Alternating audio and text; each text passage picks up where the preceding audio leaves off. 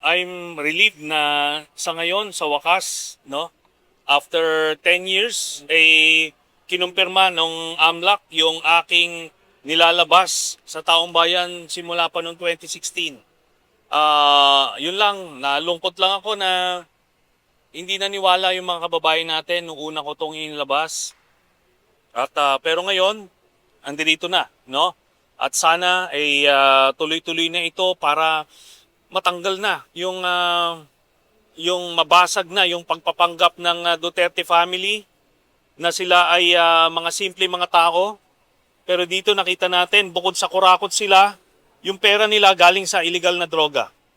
So yan, maraming nabudol na Pilipino dito sa ginawa nila simula noon hanggang ngayon. Sana po mamulat na sila. Yung personal vindication kasi sa akin,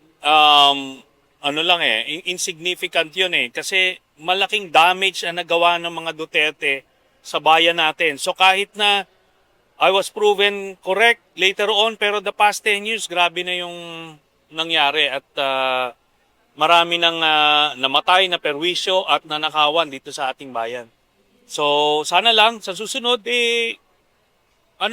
konting tiwala naman kasi hindi naman ako gumagawa lang ng kwento. Ito po ay tungkulin ko sa bayan. Simula pa noong 2003, ginagawa na namin to.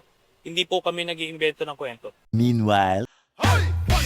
Wag kang makikinig sa mga siraulo. Wag na